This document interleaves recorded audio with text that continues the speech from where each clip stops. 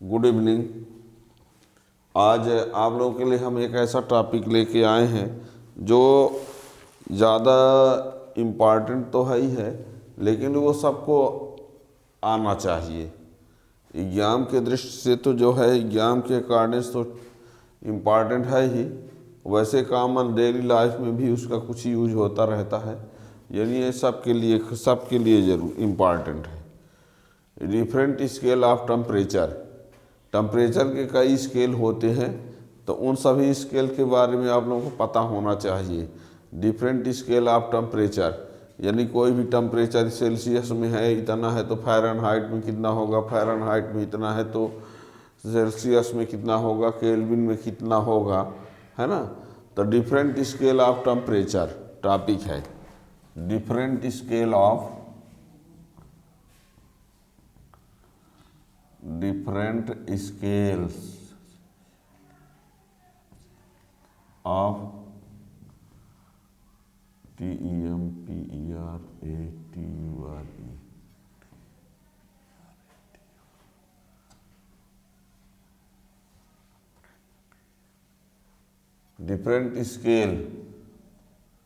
Different scales of temperature.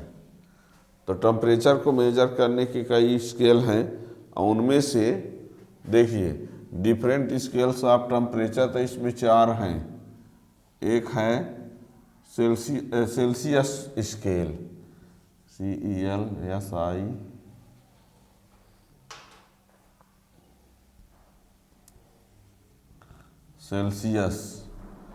Celsius scale एक होता है। दूसरा होता है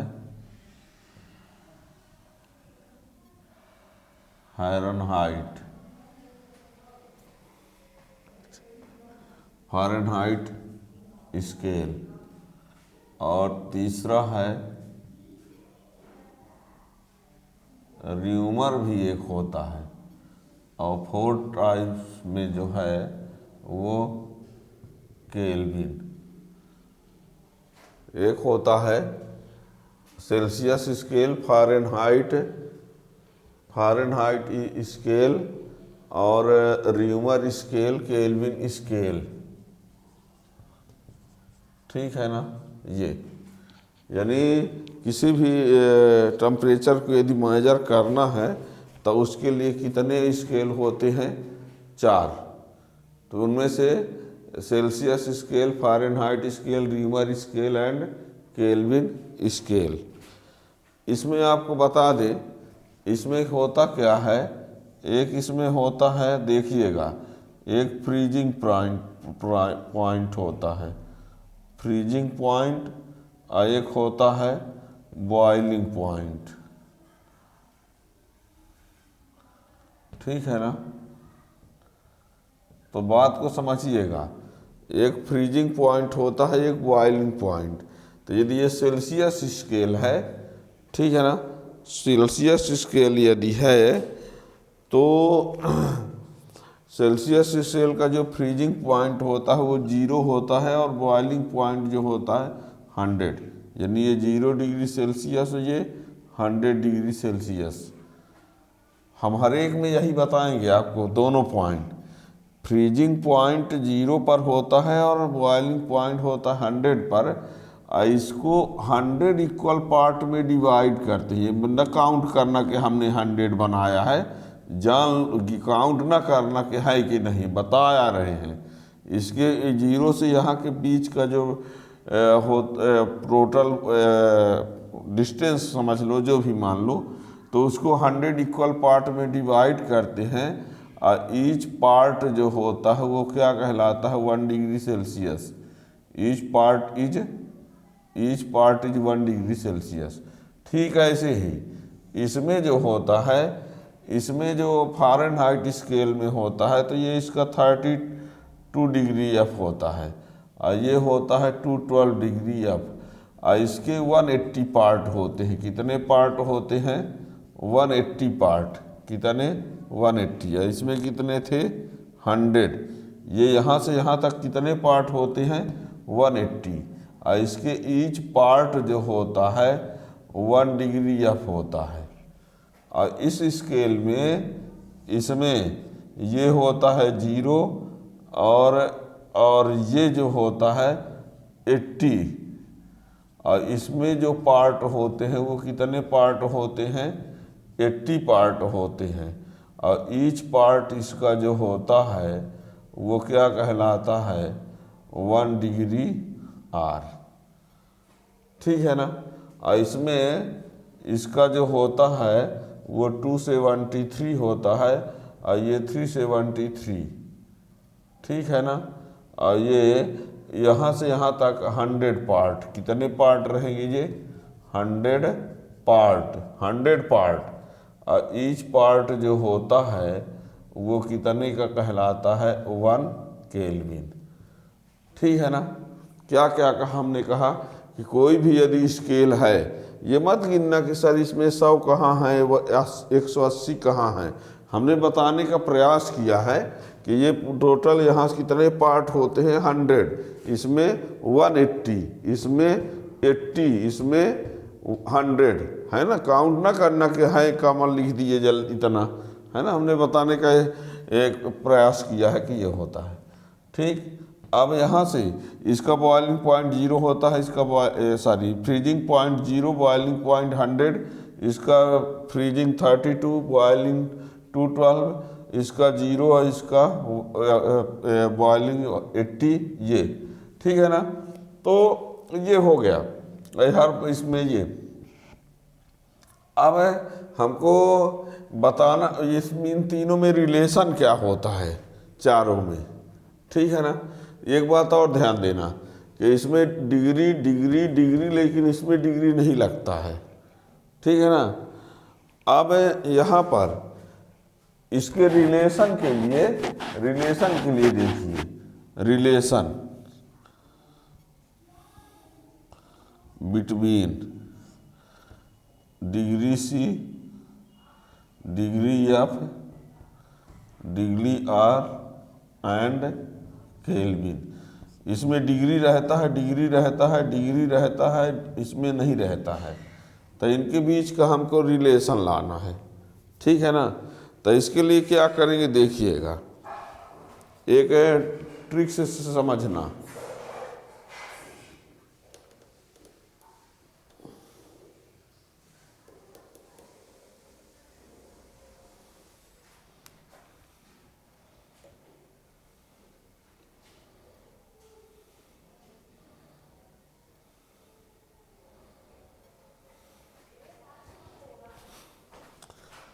इसमें क्या है, इसका सेल्सियस के लिए क्या लिखते हैं? C।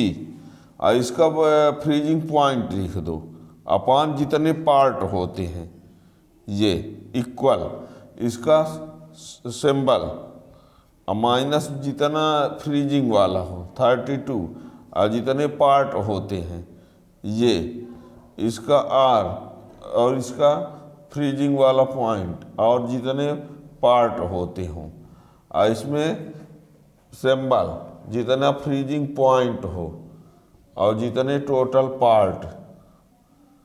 ठीक। आगे बढ़ते हैं। इन सब में किसी से डिवाइड कर दो। किसका डिवाइड? 20 का।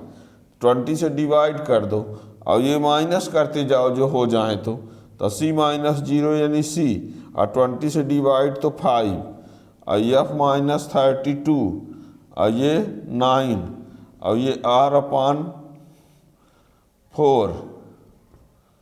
ठीक है। और ये K माइनस 273 अपान 5। ये एक रिलेशन है, और ये ऐसा रिलेशन है जिसकी हेल्प से आप सेल्सियस को फ़ारेनहाइट, सेल्सियस को र्यूमर और र्यूमर को केल्विन, किसी को किसी में आप चेंज कर सकते हो। ठीक है ना। किसी को किसी में आप चेंज कर सकते हो। इसमें ये ऐसा फार्मूला है। ठीक है ना।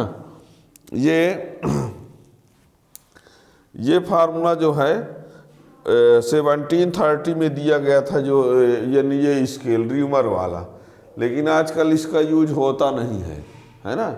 आजकल इसका यूज बिल्कुल नहीं होता है। ये 1730 के आसपास दिया गया था स्केल, लेकिन इसका आज यूज नहीं होता है। सेल्सियस, फ़ारेनहाइट, केल्विन, है ना, वो भी इन दोनों का और ज़्यादा।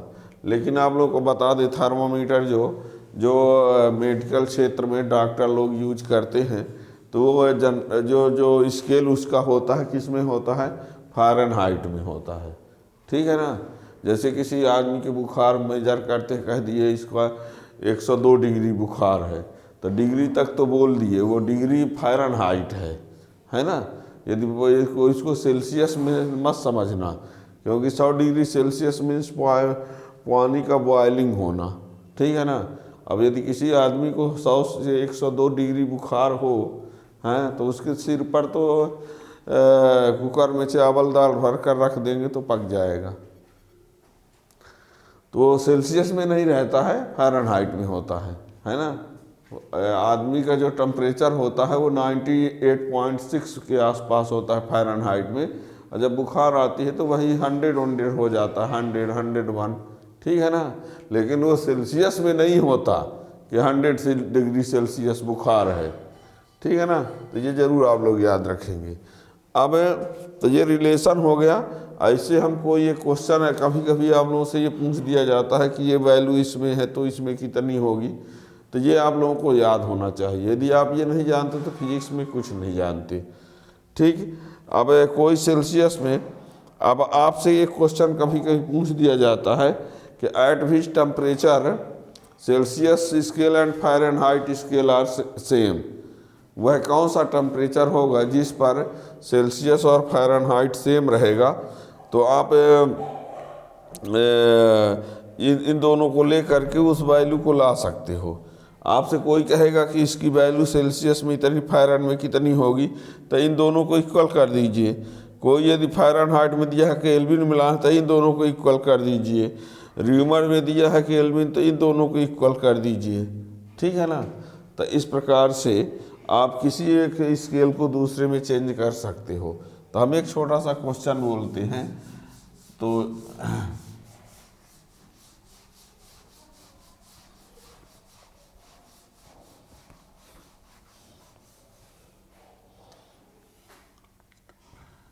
at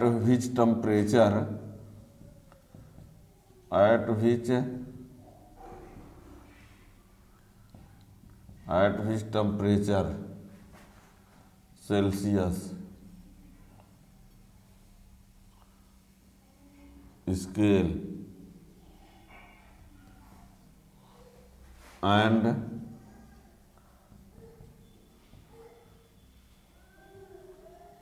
Fahrenheit at which temperature या at what temperature Celsius scale and Fahrenheit scale are same, ठीक है ना। ये है question. Let that temperature is x, solution में हम लिख रहे हैं let that temperature is x, then C/5 equal to F minus 32/9। जो अभी रिलेशन बताया था उसमें से हम ये ले लेते हैं, let that temperature is x, then C/5 equal to F minus 32/9, है ना। तो इसी की जगह भी एक्स लिख दो, F देन फ्रॉम,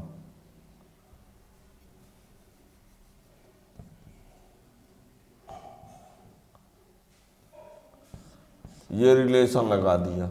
अब C की जगह भी एक्स लिख दो और F की जगह भी एक्स लिख दो, ये रहा, क्रॉस मल्टीप्लाई कर दो तो क्या हो जाएगा, 9x minus equal to 5x minus 160। तो 9x minus 5x equal to minus 160, 4x equal to minus 160, तो x इक्वल टू माइनस 160/4, तो x इक्वल टू माइनस 40। मतलब यदि कोई वैल्यू, यदि टेम्परेचर की कोई वैल्यू माइनस 40 डिग्री सेल्सियस है, तो यानी minus 40 degree Celsius equal to minus 40 degree F, ये है ना। -40 डिग्री सेल्सियस -40 फ़ारेनहाइट के बराबर ये होगा। ठीक है ना, यहाँ से ये आया कन्फर्म हुआ। तो -40 एक ऐसा टेम्परेचर है कि वो सेल्सियस में उतना है तो फ़ारेनहाइट में भी उतना ही होगा। ठीक है ना। तो इस प्रकार से और क्वेश्चन आप लोग इस प्रकार से और टॉपिक से समझने के लिए चैनल को सब्सक्राइब कर लेंगे तो नए वीडियो का नोटिफिकेशन मिलता रहेगा। Thank you.